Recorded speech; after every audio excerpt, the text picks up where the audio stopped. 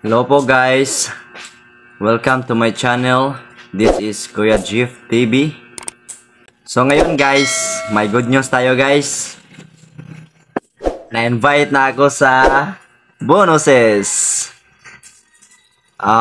Matagal ko nang hinihintay ito guys. Palagi akong nag-a-apply at nag-antay talaga. Patient talaga guys. Patient is the key. Almost 2 years na ako guys nagre-reels at nag-a-apply nito. Pero ngayon lang ako na-invite. Wow. Guys, alam nyo ba kung bakit matagal na akong nag-a-apply nito? Kasi maganda itong bonuses guys. Pwede kayong mag-upload ito ng picture, pics, video, long video. At kumikita kayo niyan sa mga reaction, likes, comments, shares. Kaya yan ang inaantay ko guys. Malaki ito guys. Malaking pera ito guys. Yan. See? Yan guys. Yan ang makukuha natin pag umaabot na tayo dyan. So ito talaga ang inaantay ko guys sa lahat. Hindi naman tayo sikat para kumikita tayo ng malaki sa mga ads or sa mga stars. Hindi naman palaging may nagsisend sa atin. So ito guys, ito ang maganda guys. Kasi mag-upload lang kayo ng mga jokes. Gumawa kayo ng mga jokes na text. Dapat may target kayo na audience guys. Yung palaging nagsishare sila. Yung shareable na picture na joke na ginawa mo para i-share nila. Pag may share guys, malaking pera guys. At sa mga reaction. For example, naka-share ka ng 100 shares sa Facebook. Then sa reaction naka-tricky ka. Then sa comment, malaki yan guys. At mas madali tayong makasahod nito. Mag-upload ka lang ng mga text, may kita ka na. Basta may reaction at may comments. Pwede kayong mag-upload dito guys na kunwari may kaaway kayo guys.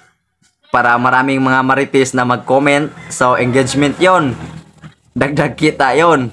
At gumawa pa kayo ng mga basta yung mga engaging content like comedy guys. Maraming tumatawa nun at maraming mag-share pag nagustuhan nila ang iyong content. Okay. So ngayon, tuturuan ko kayo kung paano mag-set up nito guys. Yan, sa bonuses. Para maglagay tayo ng payment or bank account or PayPal. So, handa na ba kayo guys? Ready na? Are you sure? Sige, let's go! Welcome to my channel, Kuya Jeff TV.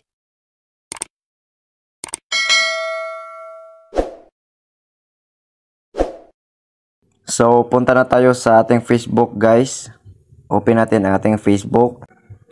So, dito tayo guys, i-click natin yan, ang ating profile. And then see dashboard.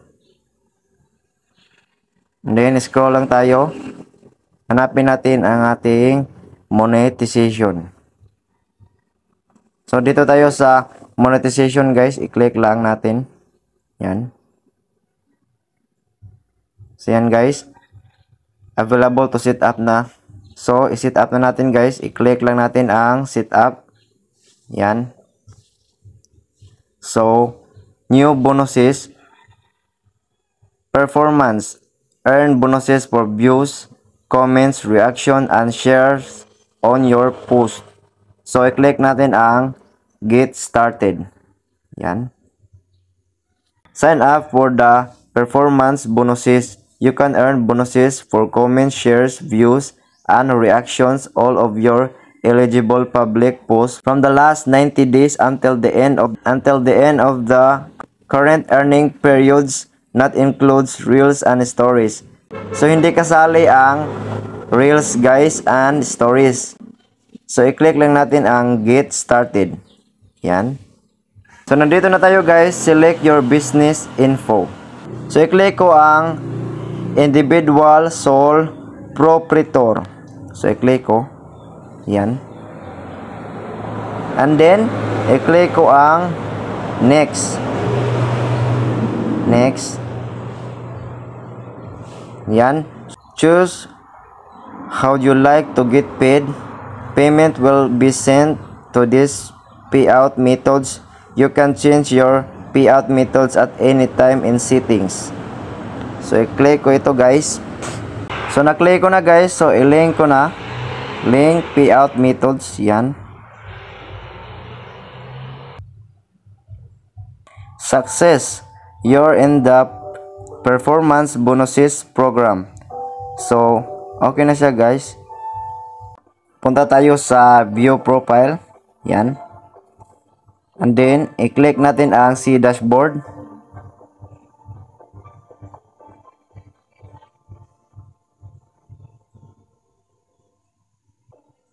And then, hindi natin ma-open yun. So, i-back ko na lang. So, ito na guys. Total approximate bonus earnings. April 23 to May 23. 30 days left. So, yan na guys. Na-set up na natin.